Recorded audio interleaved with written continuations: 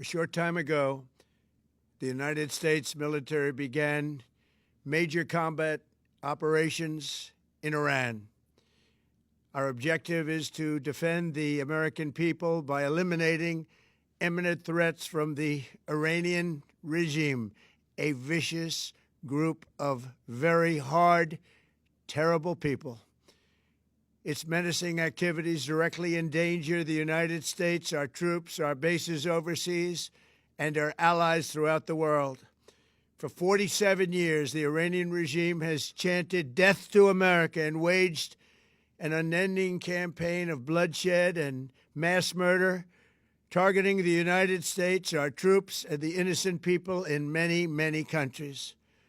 Among the regime's very first acts was to back a violent takeover of the U.S. Embassy in Tehran, holding dozens of American hostages for 444 days. In 1983, Iran's proxies carried out the Marine barracks bombing in Beirut that killed 241 American military personnel. In 2000, they knew and were probably involved with the attack on the USS Cole. Many died.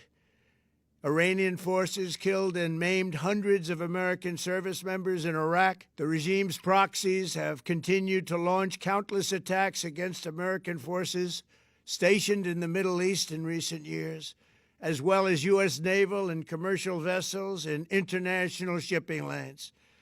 It's been mass terror, and we're not going to put up with it any longer. From Lebanon to Yemen and Syria to Iraq, the regime has armed, trained, and funded terrorist militias that have soaked the earth with blood and guts. And it was Iran's proxy, Hamas, that launched the monstrous October 7th attacks on Israel, slaughtering more than 1,000 innocent people, including 46 Americans, while taking 12 of our citizens hostage. It was brutal, something like the world has never seen before. Iran is the world's #1 state sponsor of terror and just recently killed tens of thousands of its own citizens on the street as they protested. It has always been the policy of the United States, in particular, my administration, that this terrorist regime can never have a nuclear weapon. I'll say it again, they can never have a nuclear weapon. That is why in Operation Midnight Hammer last June, we obliterated the regime's nuclear program at Fordow, Natanz, and Isfahan. After that attack, we warned them never to resume their malicious pursuit of nuclear weapons, and we sought repeatedly to make a deal. We tried. They wanted to do it. They didn't want to do it. Again, they wanted to do it. They didn't want to do it. They didn't know what was happening. They just wanted to practice evil. But Iran refused, just as it has for decades and decades. They've rejected every opportunity to renounce their nuclear ambitions, and we can't take it anymore. Instead, they attempted to rebuild their nuclear program and to continue developing long-range missiles that can now threaten our very good friends and allies in Europe, our troops stationed overseas, and could soon reach the American homeland. Just imagine how emboldened this regime would be if they ever had and actually were armed with nuclear weapons as a means to deliver their message. For these reasons, the United States military is undertaking a massive and ongoing operation to prevent this very wicked, radical dictatorship from threatening America and our core national security interests. We are going to destroy their missiles and raise their missile industry to the ground. It will be totally, again, obliterated. We're going to annihilate their Navy. We're going to ensure that the region's terrorist proxies can no longer destabilize the region or the world and attack our forces and no longer use their IEDs or roadside bombs, as they are sometimes called, to so gravely wound and kill thousands and thousands of people, including many Americans. and we will ensure that Iran does not obtain a nuclear weapon. It's a very simple message. They will never have a nuclear weapon. This regime will soon learn that no one should challenge the strength and might of the United States Armed Forces.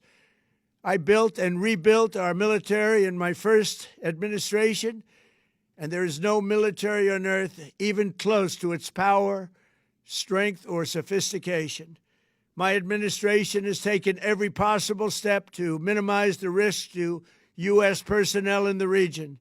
Even so, and I do not make this statement lightly, the Iranian regime seeks to kill.